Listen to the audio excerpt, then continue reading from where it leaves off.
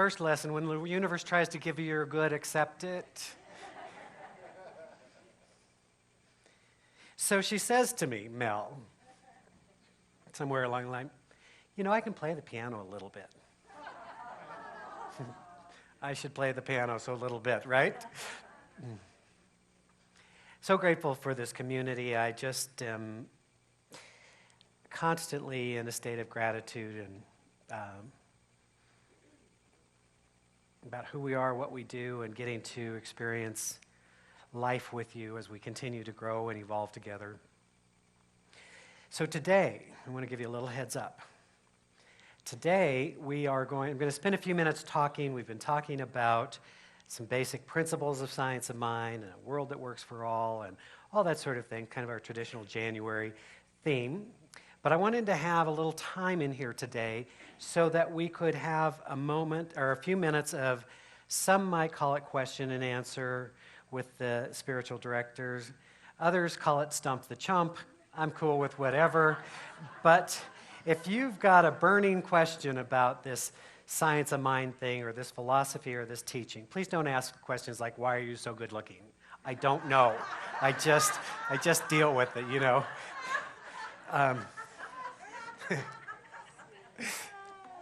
Oh, gosh. That's why I love you guys. But, so we'll have a little interaction. I don't know, somebody was thinking they might stay because they had a question they wanted to ask. Anyways, so we'll let that go wherever it is. In the meantime, here we are. We're considering this idea of a world that works for all. And one of the ideas put forth in our global heart vision for us as a spiritual community, I'm talking the larger spiritual community of which we are a part, the Centers for Spiritual Living. And it puts forth an idea that says we see a world in which people live in alignment with their highest spiritual truth. Wouldn't you love to live in that world? And, sometimes we look around at the world, and if we spend too much time on CNN, constantly negative news, we find our world view being skewed and thinking, oh my God. And then add in an election that is quite interesting. Is this just not the most interesting election ever? Oh my God, they all say. For different reasons they all say it, but oh my God.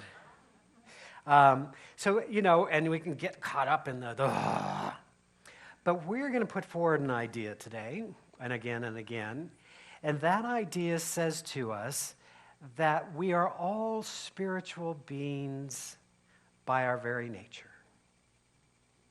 Isn't that lovely? And we are imbued with the qualities of spirit. It's who we are.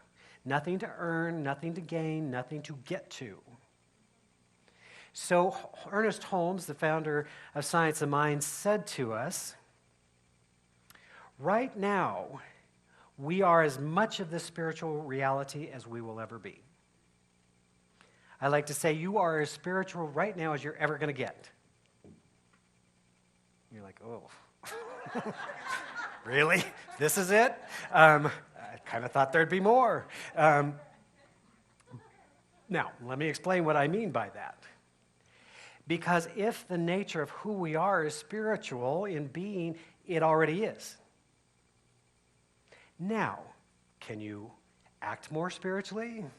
Can you live a more spiritually based life? Can your approach be more spiritual in nature? Can you expand on who you are and live more fully?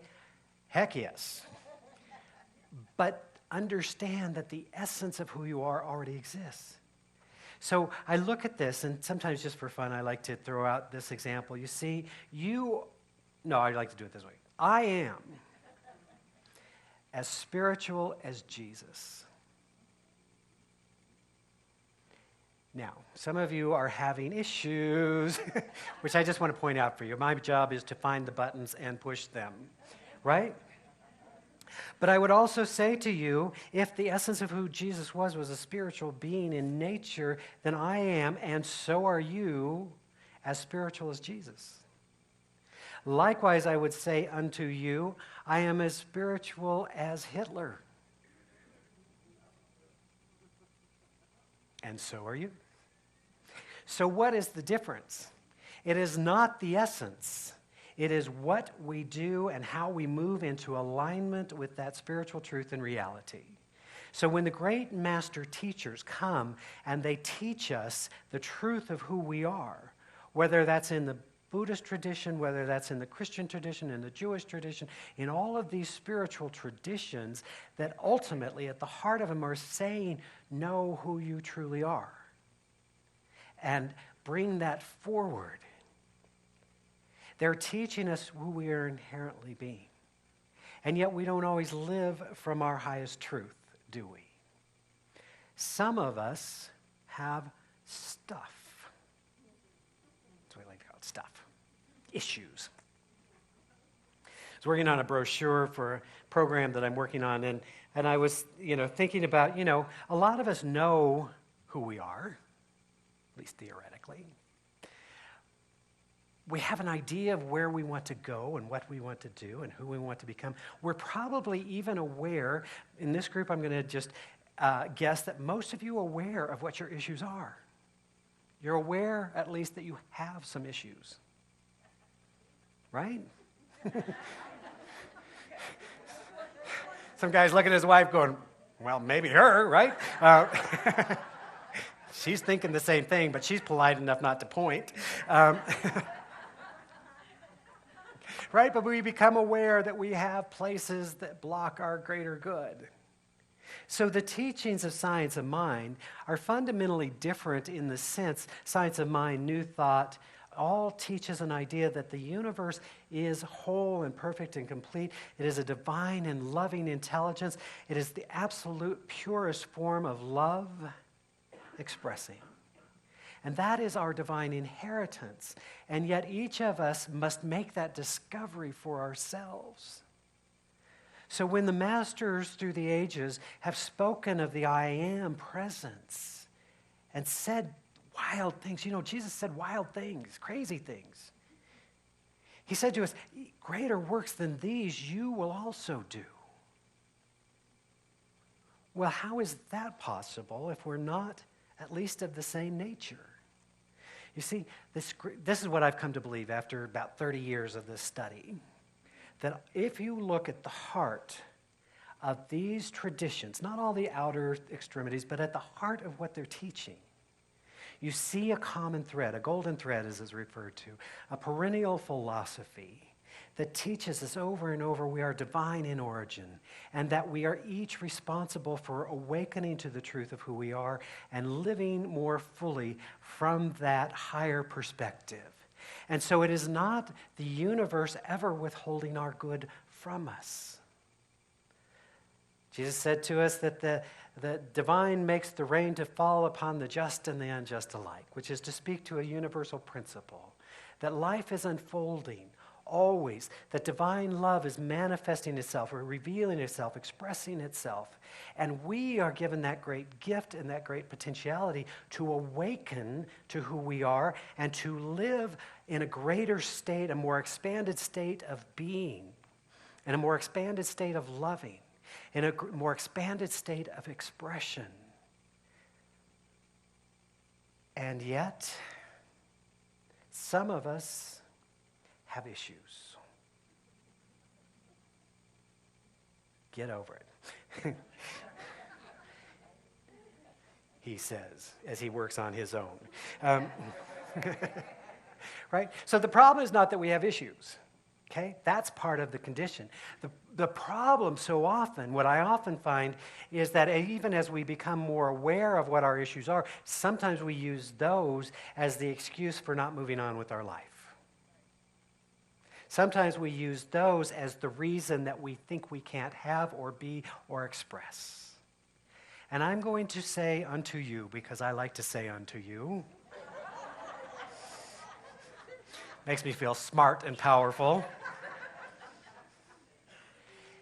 that's not a good reason. Here's the good news. In our life story, we made it all up. It's wonderful. See, we have these wonderful creative minds, and our minds are so delightful because, if we just exist as pure potentiality, if we're one with all things, if we're oming all the time, that's cool, but you never really get out of bed because you're just like, whoa, I'm blissed out. So the mind says, we're going to have to separate out some of this stuff. We can't just be blissed out all day long and never get, you got to go to work at some point. And so the mind says, okay, we've got to filter through all of this stimulus, all of this information, this oneness. Whoa. You can't just live in that state of oneness all the time. You got to get some things done. So it says, here's what I'm going to do. I'm going to give you a mind, and your mind can start to filter, and your mind can start to make decisions, and your mind will begin to believe what is true and what is not true. And the good news about that wonderful mind is then it separates out from that point of view what is true and what is not true. And so what we know, you can do this experiment. I love this. I did this a while back, and I said, just imagine, if you will, all the red Volkswagen Beetles in the world. Now, when you go today and leave here, you're going to see, all of a sudden, it's like, where did all those come from? Last time I did this, I actually remember it was the ALS thing. The guys made me dump water in my head. No, I volunteered, right? And so we went out to the little pasture out there and got my bucket of water. As we walked by this gal, and she said, just want to show you my car. Red Volkswagen VW, right? But you see, once you start to look at something, our minds are trained to say, there's one, there's another one. Right now, we could see, where's all the purple in the world? In the room. All of a sudden, boom, boom, all of a sudden, purple shows up. Now, all the purple was there before. But the focus of our mind brings that to our attention. Isn't that a great thing? It's lovely. It's wonderful. This is where the power of visualization comes in, so that you can begin to imagine the life you want, and then your mind directs you towards that which we can think, that we can conceive and believe we can achieve. Great principle. But the problem, the other side, the flip side of that coin, is it also makes decisions about what is true and what is real, and then operates accordingly and attracts or repels that which is unlike itself. So each of us has this point. It's a fascinating. I was in a seminar not too long ago. They were talking about this, about the monetary thermostat that we set for ourselves. And we've all done it.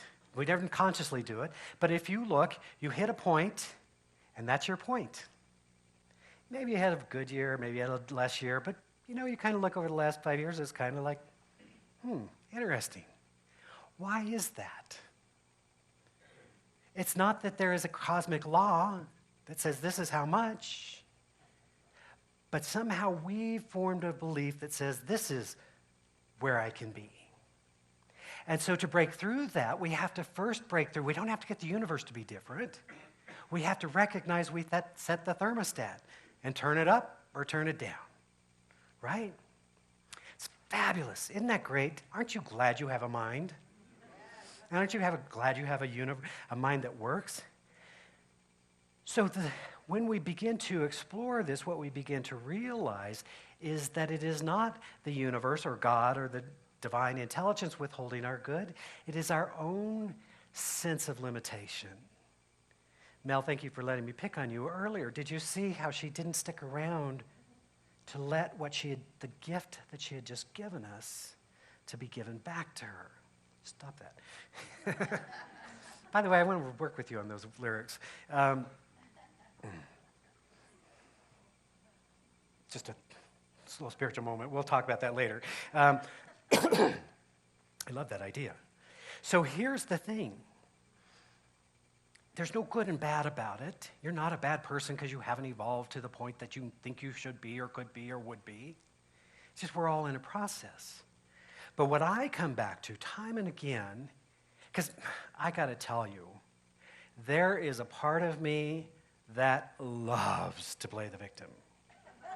Love, love, love. It got well exercised until I was about 23 or 24. In fact, I said, it's not my fault. Not my fault. They named me Martyr. They just left off the R. You see, it was my parents that did it to me. How could I not?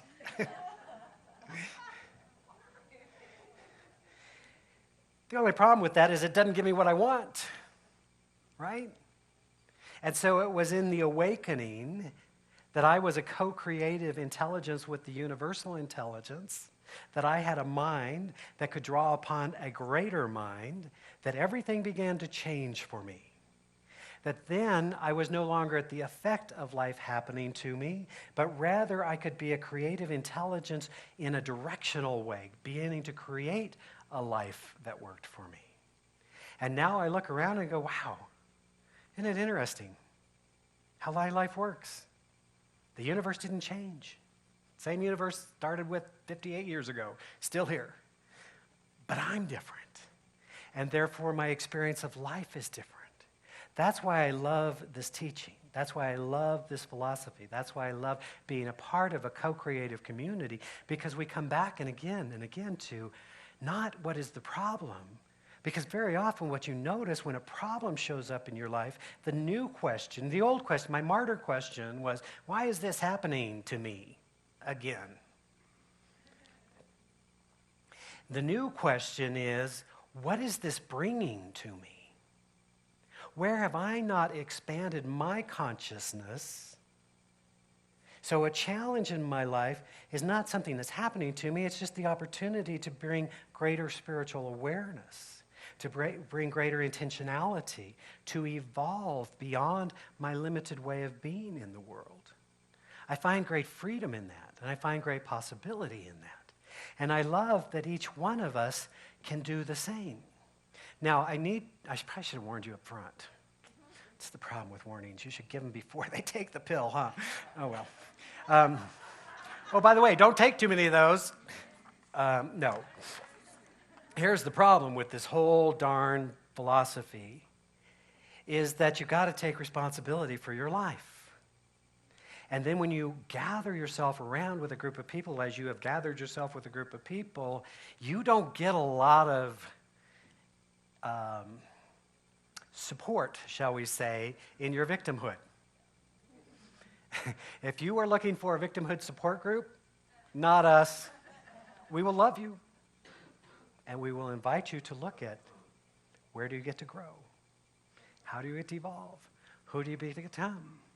They even do it to me. So if you're new to the community, don't feel like you've been set aside. They do it to me. So annoying. Christopher, you haven't been here long, but they're like, oh, but you said. Hate those statements. Why are you being such a big baby? You said you're like, I didn't mean it. Didn't mean it for me. Geez. Right? So it's simple. We like to complicate it, but it's essentially simple. Now, it's a process because our spiritual practice is an ongoing practice. Clues right there in the words. Spiritual practice. It's not spiritual doneness. Obviously, we're not done. We're practicing, we're evolving, we're becoming. Even the great masters we see often go off to be still and center in spirit, come back to do their work. So we're all in that process of growing and evolving and becoming. Please don't judge yourself for where you are today. Please don't judge yourself if you haven't achieved mastery yet. Apparently, it doesn't happen until you're 31. So I'll let you know. I'll get back to you. But again, it's a process and a practice. The good news is we're all in this thing together. We can lovingly support each other in evolving, becoming, and growing into the fullness of being.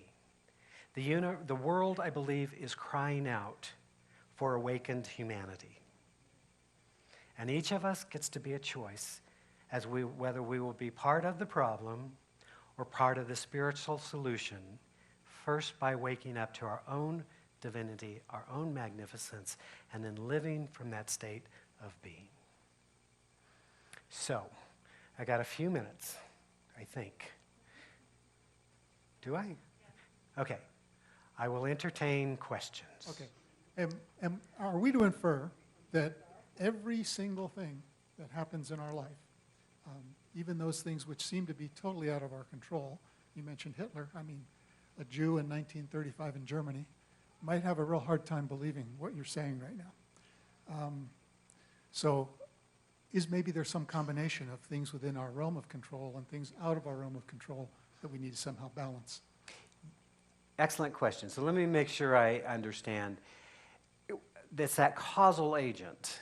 Do I cause everything? Is that what you're saying? Am I responsible for everything?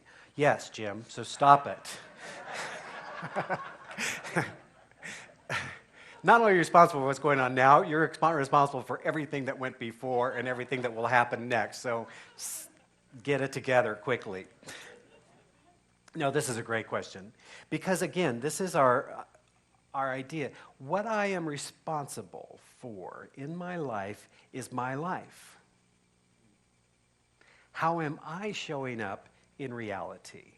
Sometimes we want to take sometimes we get this thing and like, I am the creator of my life, and therefore I've created ISIS. Or therefore I've created the tornadoes, or I've created the hurricanes. But we know it's not the hurricanes, because we know that the gays created the hurricanes, according to some spiritual people on our planet today. So gays, stop it. Right?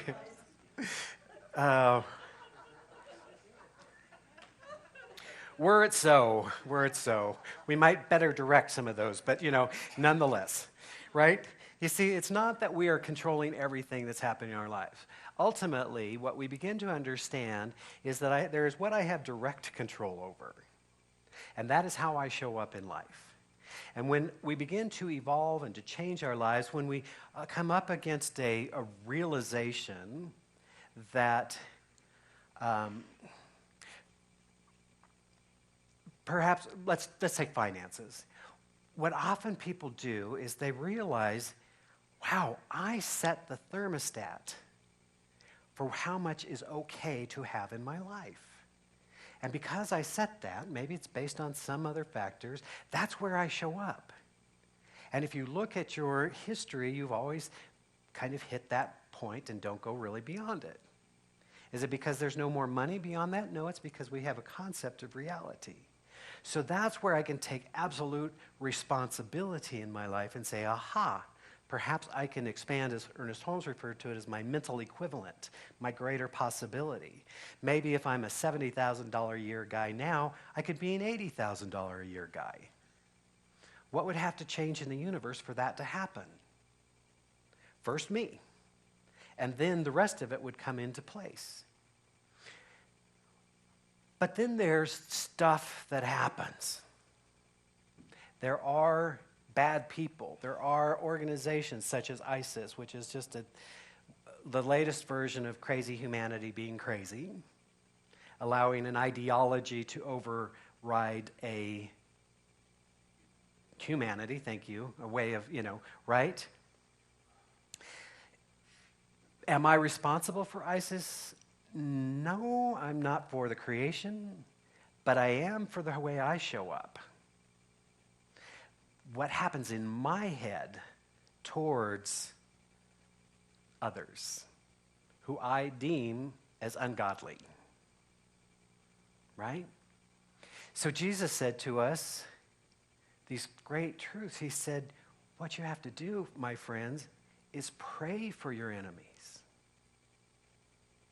What? Why would I want to do that? Right?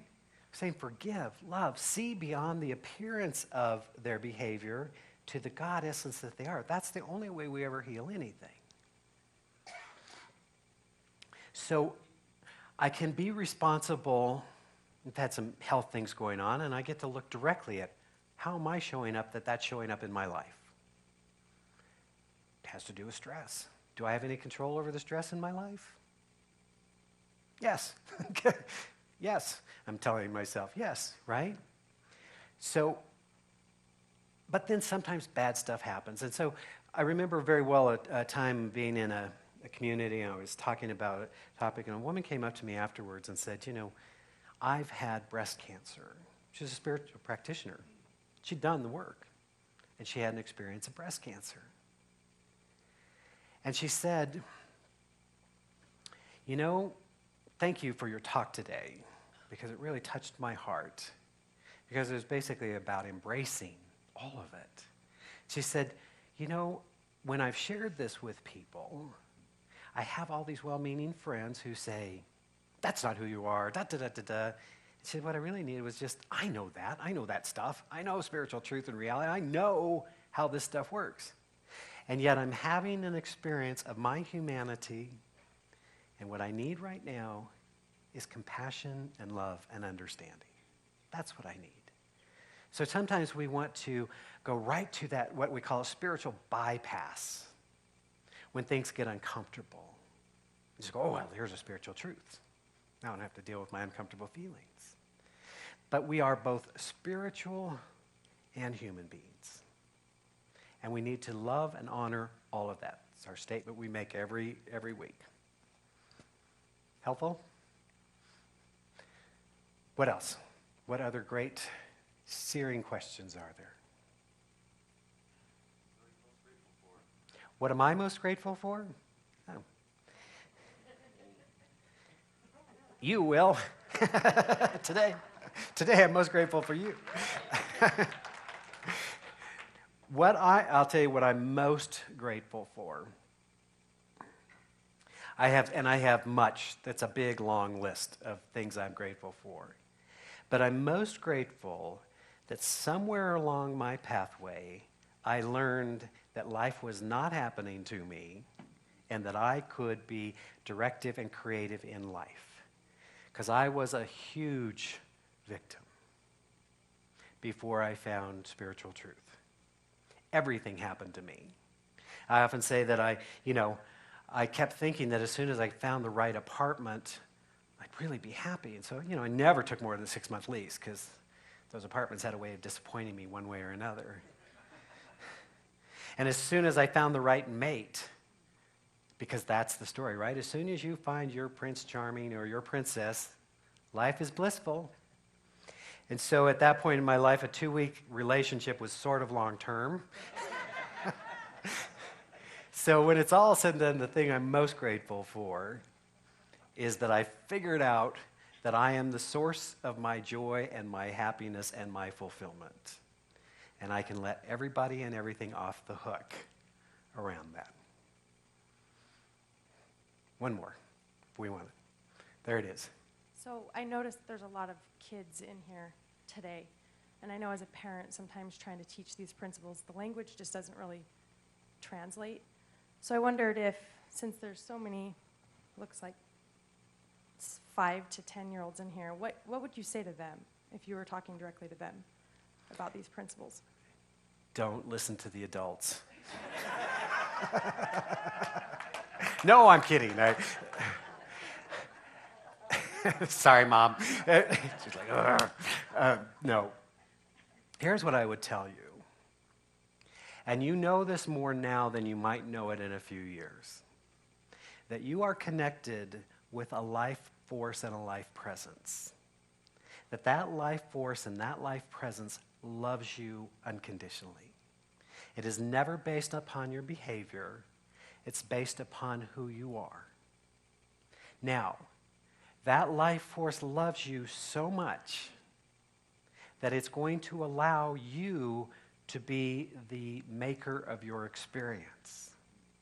So when you make mistakes, you won't be punished for your mistakes, but rather by them. In other words, if we make a mistake, there's a natural, logical consequence of that.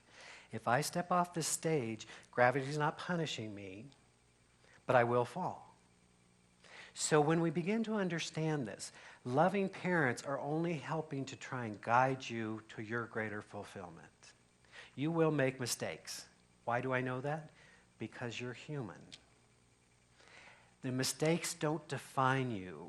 In fact, many ways, you can be defined by how you react to the mistakes that you make in life.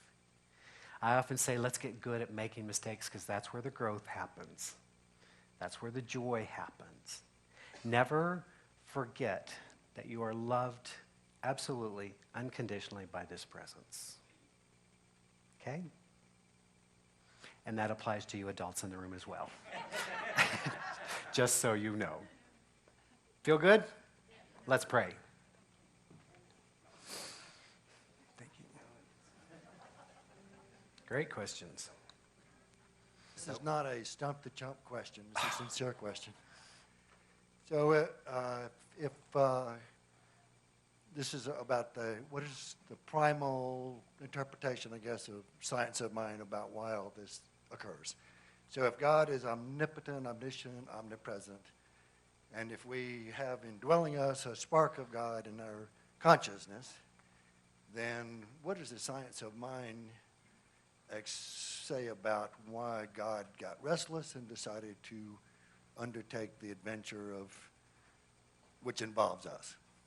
Cool.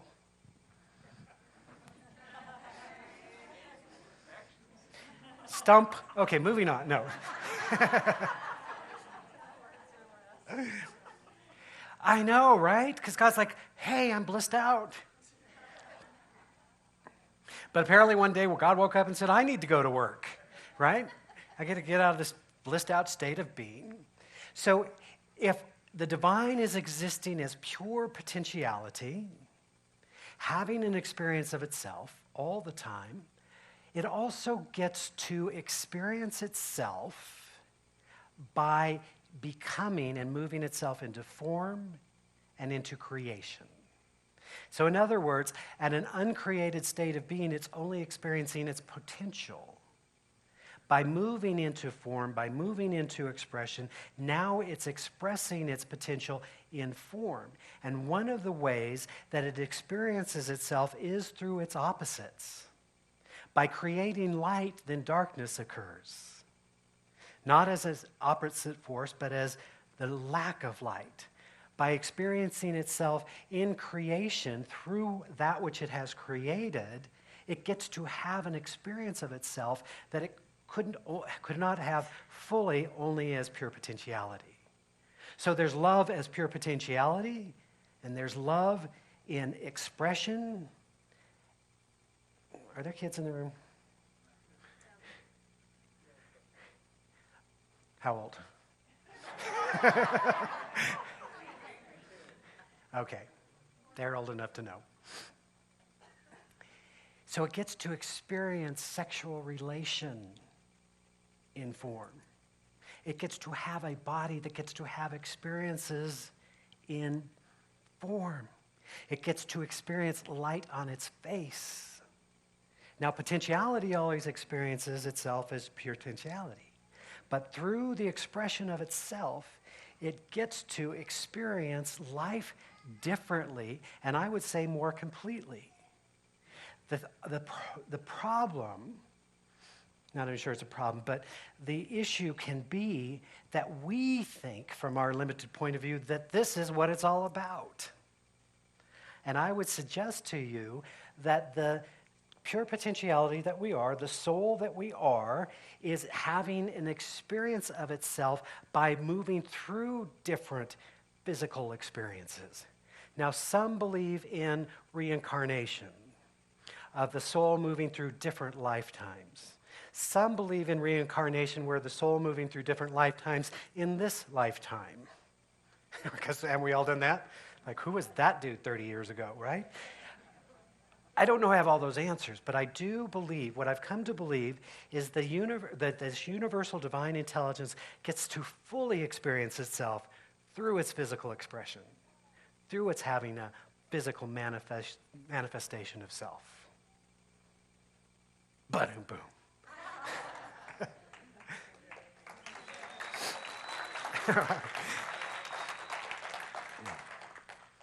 What other burning questions? Here it is. Wait for the mic to get to you so everybody can hear your question. Thank you, Mary. So Laurie and I just came from having coffee before we came here. We're waxing philosophic, and I said, if only Marty were sitting here, we could ask him this question. Do I need to sit down for this question? Okay. No. We pondered a lot of things, but My sister works with profoundly disabled. I work with special needs.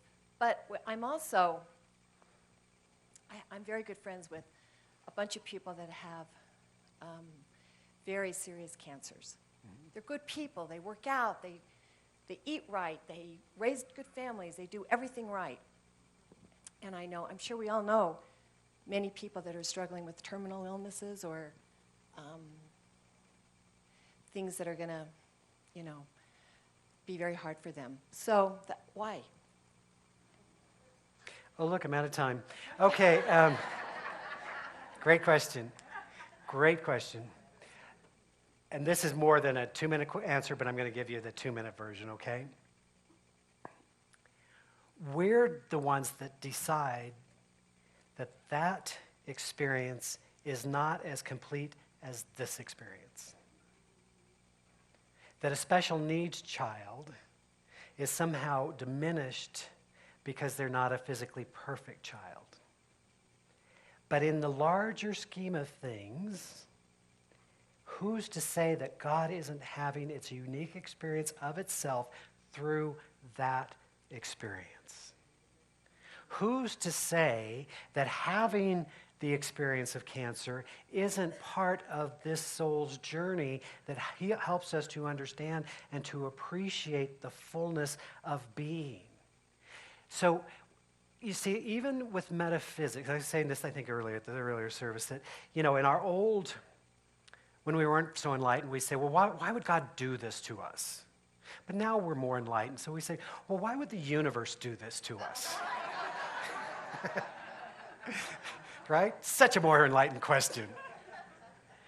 Here's what I believe. I believe that God is perfect all of the time.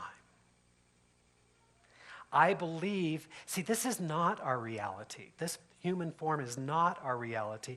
And what we can be pretty darn sure of is none of us get out alive. At least up until now. For the first 10 billion or so people that inhabit the cloud, everybody exits at some point. What happens here, the duration, the time, the way they show up, we like to label as good and bad.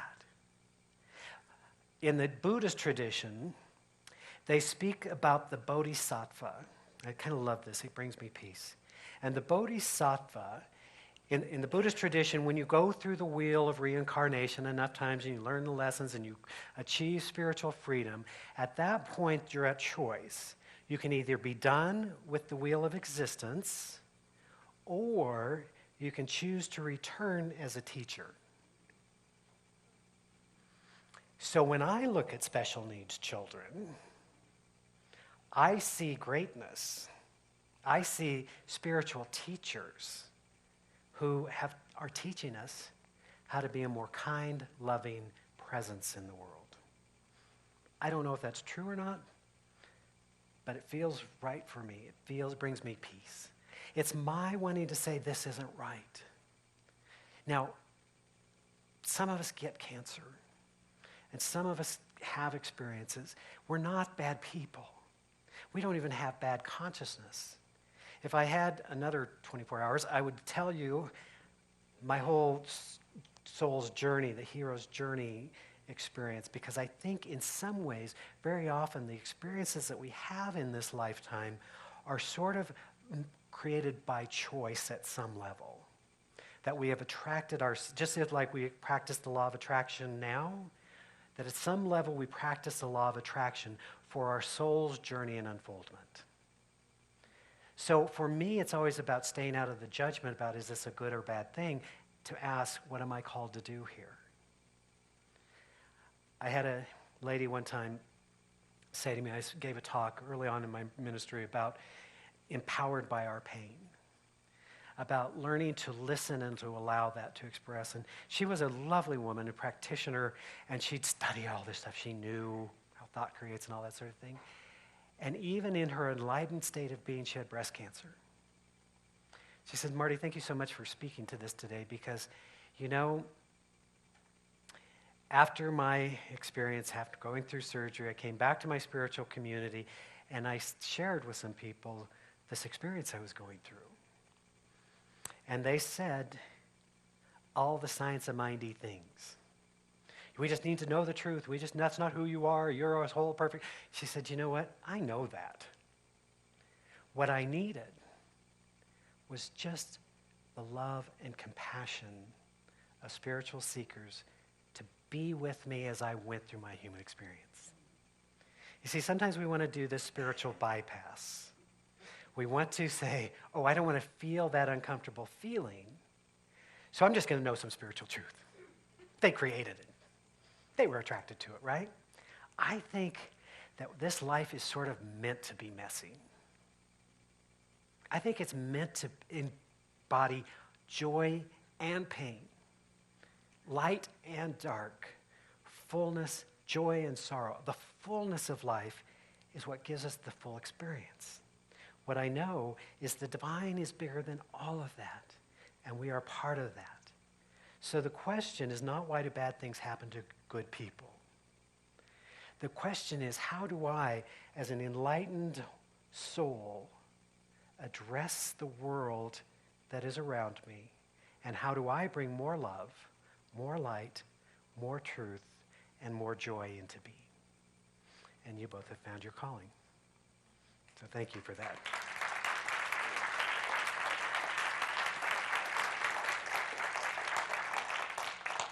Whew. Remind me not to do this again. Woo. Let's go back to why are you so good looking? Lovely, thank you. Beautiful questions. Let's take a moment to pray together. Let us invite our spiritual practitioners to come forward and join us. Again, these individuals are here. If you are in a place of needing guidance and support and love, these are the ones to provide it for you. They're available after the service. So please join me as we move inward, as we breathe deeply into the awareness and the presence of the divine. This absolute, unconditional love that is expressing itself in and through and as all of creation. This divine presence which delights in its self-expression. That moved into experience and into expression through the act of self-contemplation. And it said, let there be light, and light occurred. And creation has moved forward from this moment, from that moment, always expressing itself in new ways and in new possibilities. And because I know this to be true, because I know this to be the truth for each one of us, I know that each of us lives, moves, and has our being in this divine presence. That is, it is this divine intelligence operating through us, and that this same intelligence that has caused the planets to be in perfect balance and motion, which has caused the rains to fall, which has causes the flowers to grow, the same intelligence is alive and activated within us, breathing its breath through us, beating its heart through us, having an experience of itself as us. So we trust this divine wisdom, this divine intelligence. And we remember that we are co-creative beings with it. Even as we are speaking this word of truth and just recognizing the nature of wholeness. And that wholeness reveals itself through us, through every cell and every system. Makes itself known as health and well-being and vitality. I'm knowing that the only reality is one of divine love. Pure, unconditional love. Loving us so much that not only does it choose to express through it, it allows us the freedom of choice. The freedom to come to our own recognition of this divine love. And so how freeing it is to know that we can choose love over every other option. That we can fully and freely forgive not only ourselves but each other. And as we are lifted up by this divine love, our lives are healed and blessed. We know that we are abundant beings, right here and right now, for we are one with the very source and substance of all creation. And so we open our hearts and our minds to a great experience of life living itself through us. Joyously we give and graciously receive of the divine bounty. How grateful I am.